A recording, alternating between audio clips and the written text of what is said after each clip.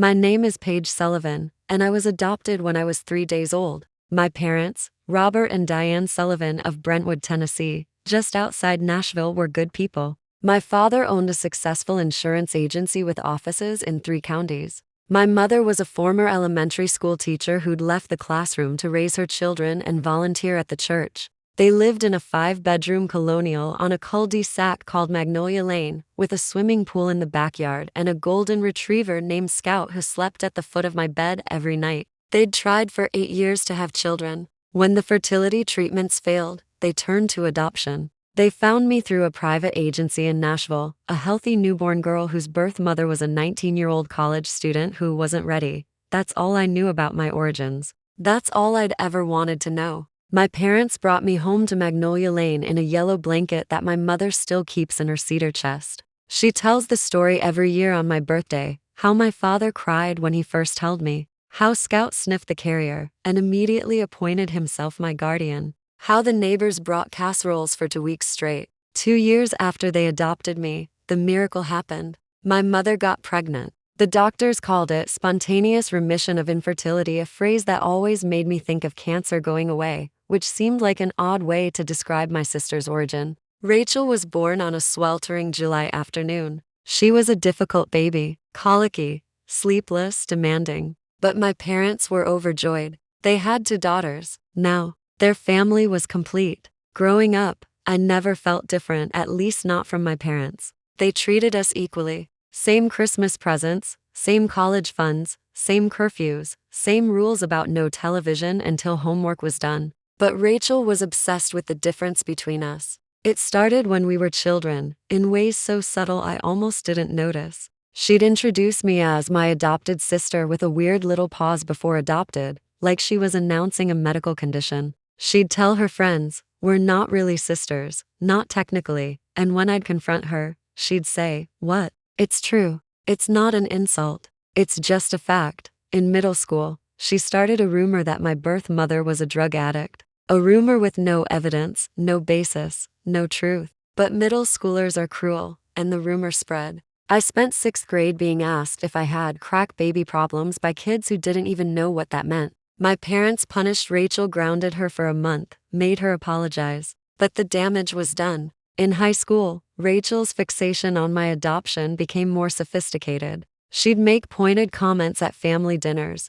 "It's so interesting how Paige has no family medical history." Like, what if she has some genetic condition and we don't even know? She'd frame it as concern. It was never concern. My parents always defended me. My father once told Rachel, in a voice I'd never heard him use before, "Paige is your sister in every way that matters. If I ever hear you say otherwise again, there will be serious consequences." Rachel cried, apologized, promised to do better. She didn't. She just got better at hiding it. The pattern continued into adulthood. At my college graduation, Rachel showed up late and left early. At my wedding, she gave a toast that mentioned my adoption 3 times. Paige found her forever family. Paige was chosen. Paige proves that family isn't just blood. Everyone thought it was sweet. I knew what she was doing. Then came Thanksgiving 2022. I was 32. Rachel was 34. We were both married. Me to Marcus, a landscape architect with infinite patience and a beard that made him look like a handsome lumberjack.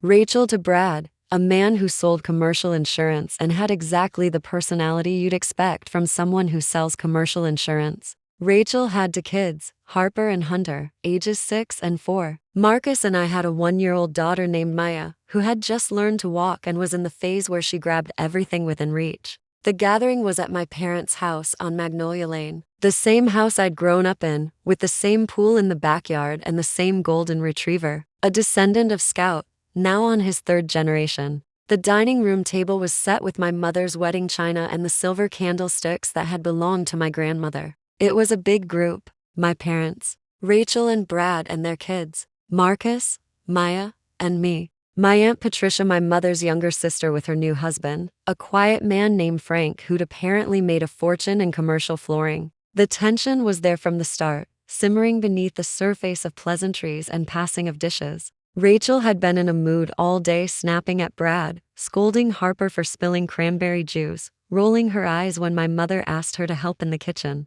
I tried to ignore it. I focused on Maya, who was busy smashing sweet potatoes into her hair. Then Rachel had her third glass of Chardonnay. "You know what I love about Thanksgiving?" she said, loudly enough for the entire table to hear. "It's about family. Real family. Blood family. There's something sacred about that, don't you think?" The table went quiet. My mother's hand paused mid-reach for the gravy boat. "Rachel," my father said quietly. It was a warning. She ignored it. "I'm just saying. I mean, Paige is here, and we love Paige. She's basically family at this point. But there's something special about looking around the table and seeing people who share your DNA, your actual bloodline. Harper and Hunter, they're Sullivans. Real Sullivans. You can't replicate that."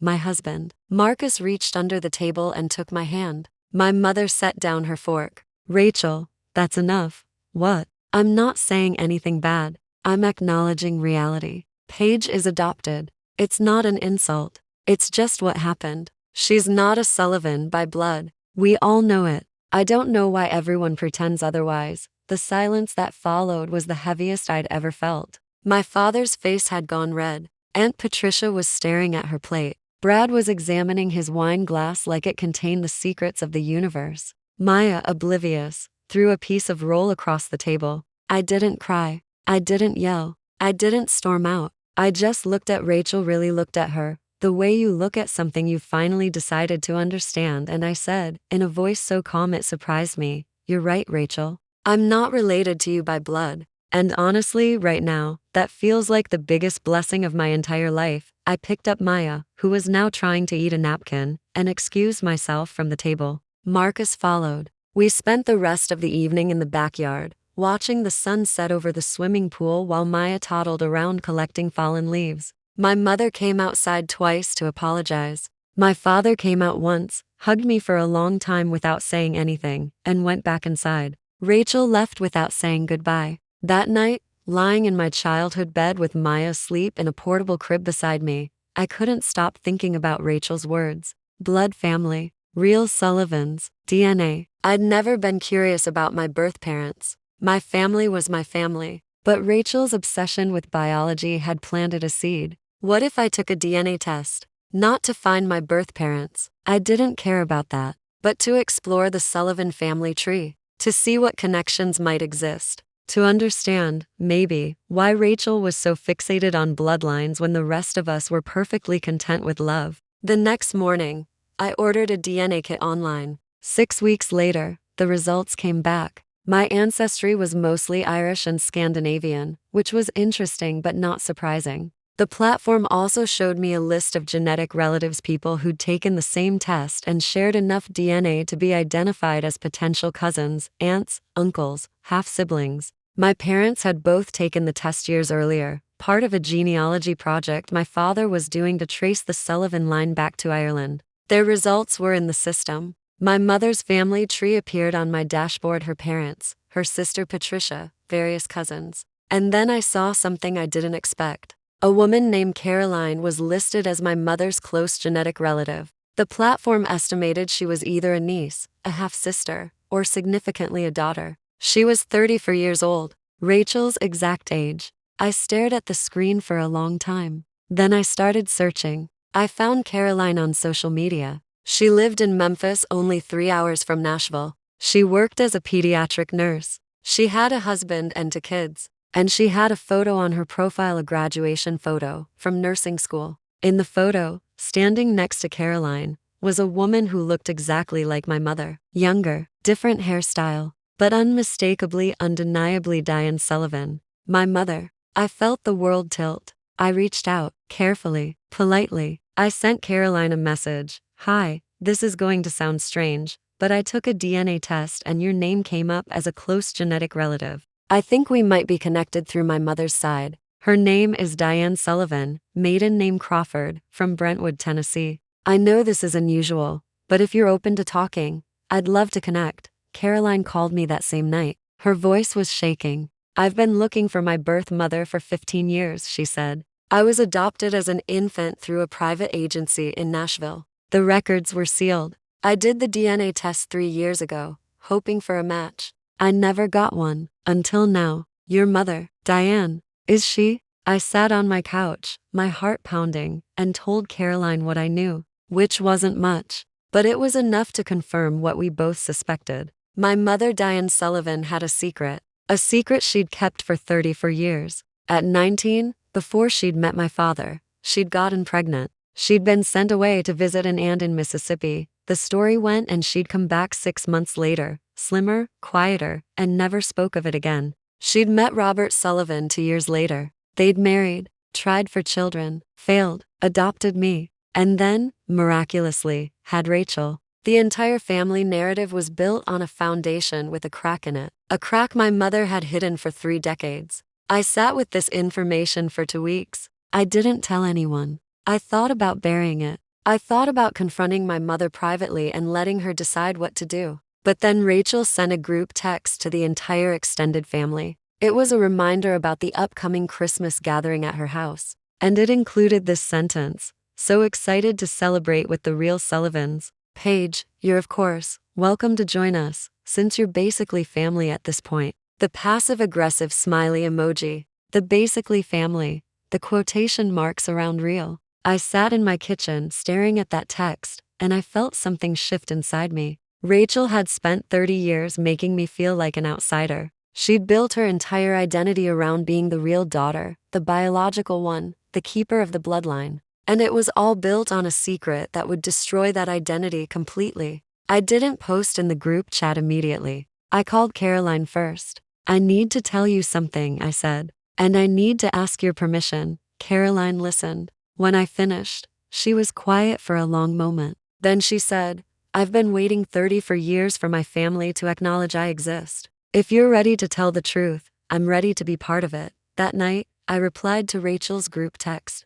I attached Caroline's graduation photo, the one with our mother in it, young and unmistakable. And I wrote, "Speaking of real Sullivans, Rachel, I'd like everyone to meet Caroline. She's Mom's first daughter, born when Mom was 19, given up for adoption. She's 34 years old, your age. She's your real sister. By blood, I mean, since that's what matters so much to you. Welcome to the family, Caroline. We're so happy we finally found you."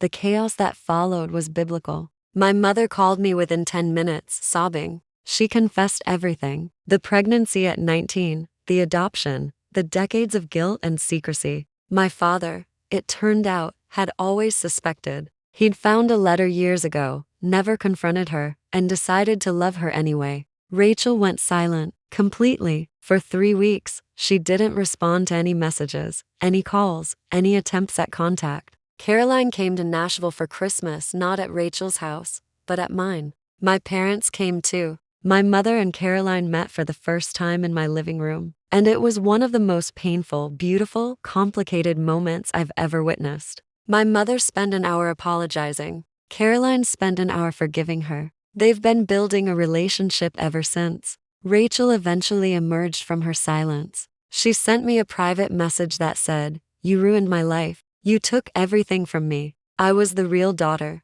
I was the biological one. And you took even that away. I'll never forgive you." I didn't respond. I didn't need to. Because here's the truth. I didn't take anything from Rachel. I just revealed a secret that had been hidden for 34 years. Rachel's entire identity was built on a lie. The lie that biology made her more real, more legitimate, more belonging. And when that lie crumbled, so did she. As for me, I gained something unexpected. A sister who understands what it feels like to be on the outside. Caroline and I talk every week now. She's Maya's godmother. She and her family come to Nashville for holidays. We're building something new, not a replacement for the family I grew up with, but an addition to it. My parents are healing. My mother started seeing a therapist. She and Caroline have lunch once a month. Rachel still doesn't speak to any of us, but I hear through the grapevine that she's in counseling too. I hope she finds peace. I really do. But I also hope she remembers, every single day, that the sister she called not real was the one who found her real one and brought her home. If this story stayed with you, tell me in the comments. What does family mean to you? Is it blood? Or is it something more? I read every response. Subscribe for more stories. The ending is always earned.